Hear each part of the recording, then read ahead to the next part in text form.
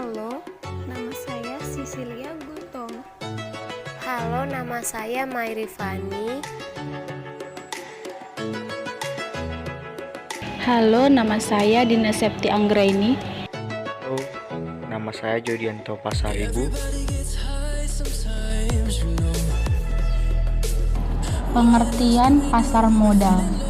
Pasar modal atau kapital modal adalah pasar keuangan untuk dana-dana jangka panjang dan merupakan pasar yang konkret.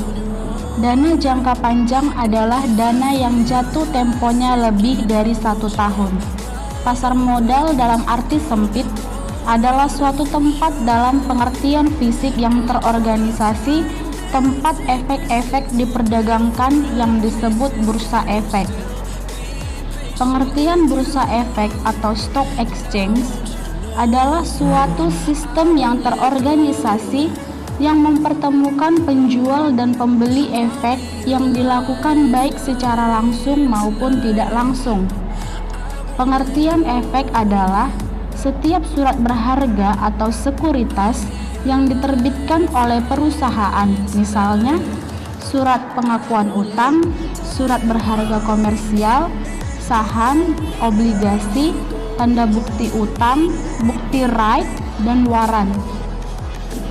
Definisi pasar modal menurut Kamus Pasar Uang dan Modal adalah pasar konkret atau abstrak yang mempertemukan pihak yang menawarkan dan memerlukan dana jangka panjang, yaitu jangka 1 tahun ke atas. Umumnya yang termasuk pihak penawar adalah perusahaan asuransi, dana pensiun, bank-bank tabungan, sedangkan yang termasuk peminat adalah pengusaha, pemerintah, dan masyarakat umum. Pasar modal berbeda dengan pasar uang. Pasar uang berkaitan dengan instrumen keuangan jangka pendek atau jatuh tempo kurang dari 1 tahun dan merupakan pasar yang abstrak. Instrumen pasar uang biasanya terdiri dari berbagai jenis surat berharga jangka pendek seperti sertifikat deposito, commercial paper, sertifikat Bank Indonesia atau SBI, dan surat berharga pasar uang atau SPBU. Manfaat pasar modal. 1. Bagi emiten.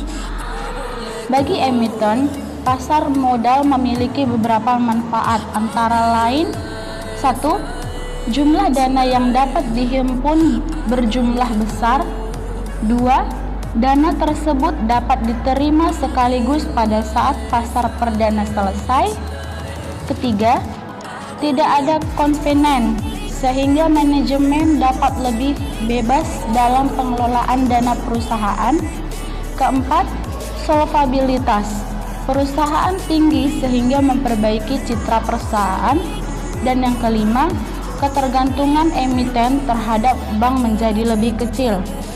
Yang kedua, bagi investor. Sementara bagi investor, pasar modal memiliki beberapa manfaat, antara lain 1. Nilai investasi berkembang mengikuti pertumbuhan ekonomi.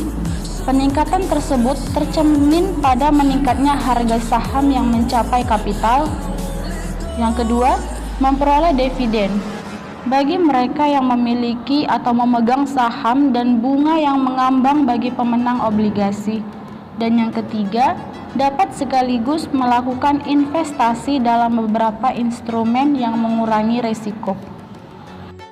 Perkembangan pasar modal di Indonesia. Dalam sejarah pasar modal Indonesia, kegiatan jual beli saham dan obligasi dimulai pada abad ke-19. Menurut buku yang dikeluarkan oleh pada tahun 1939, jual beli efek telah berlangsung sejak 1880. Pada Desember 1912, Amsterdam Effectbeurs mendirikan cabang bursa efek di Batavia. Di tingkat Asia, bursa Batavia tersebut merupakan yang tertua keempat setelah Bombay, Hong Kong, dan Tokyo. Aktivitas yang sekarang diidentikan sebagai aktivitas pasar modal sudah sejak tahun 1912 di Jakarta. Aktivitas ini pada waktu itu dilakukan oleh orang-orang Belanda di Batavia yang dikenal sebagai Jakarta saat ini.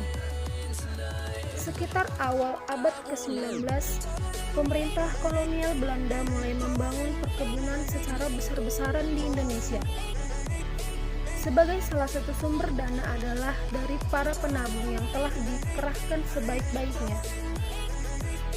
Para penabung tersebut terdiri dari orang-orang Belanda dan Eropa lainnya yang penghasilannya sangat jauh lebih tinggi dari penghasilan penduduk pribumi.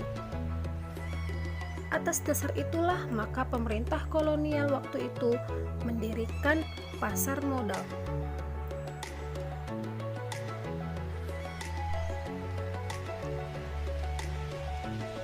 Setelah mengadakan persiapan, akhirnya berdiri secara resmi pasar modal di Indonesia yang terletak di Batavia atau Jakarta pada tanggal 14 Desember 1912.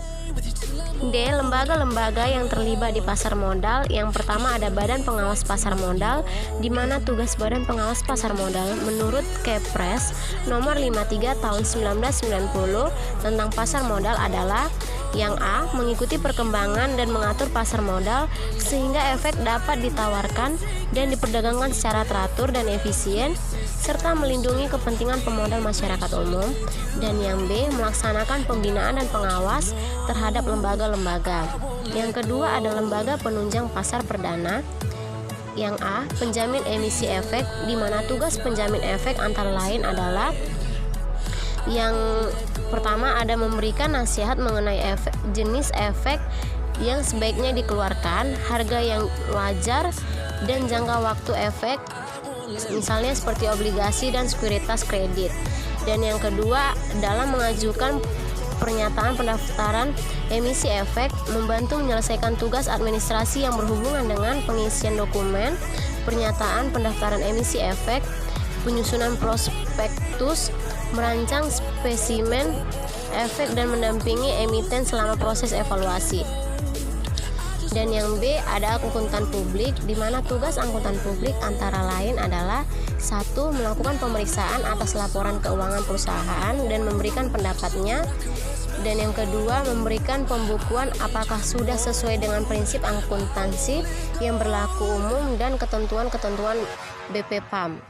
Yang C ada konsultan hukum, di mana tugas konsultan hukum adalah meneliti aspek-aspek hukum emiten dan memberikan pendapat dari sisi hukum tentang keadaan dan keabsahan usaha emiten yang meliputi anggaran dasar, izin usaha, bukti kepemilikan atas kekayaan emiten, perikatan yang dilakukan oleh emiten dengan pihak ketiga, serta gugatan dalam perkara perdata dan pidana.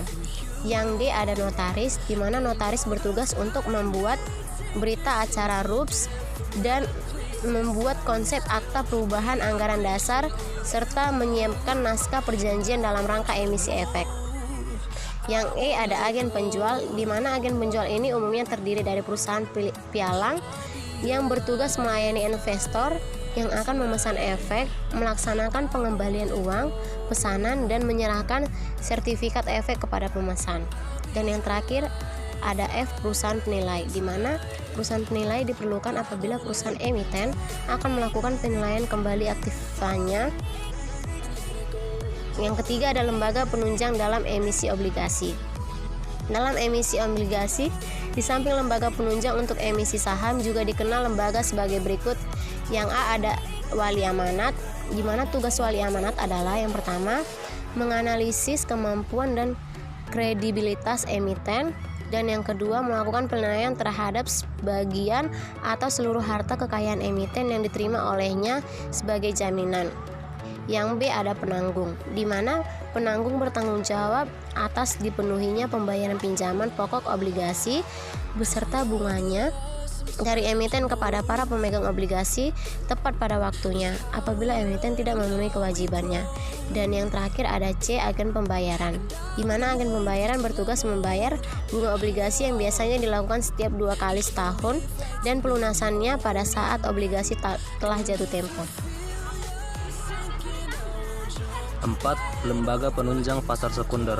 Lembaga penunjang pasar sekunder merupakan lembaga yang menyediakan jasa-jasa dalam pelaksanaan transaksi jual beli di bursa. Lembaga penunjang terdiri dari 1. Pedagang efek, 2. Perantara pedagang efek, 3. Perusahaan efek, 4. Biro administrasi efek, dan yang kelima reksadana, yaitu proses penawaran umum atau go public. Penawaran umum atau go public adalah kegiatan yang dilakukan oleh emiten untuk menjual efek kepada masyarakat.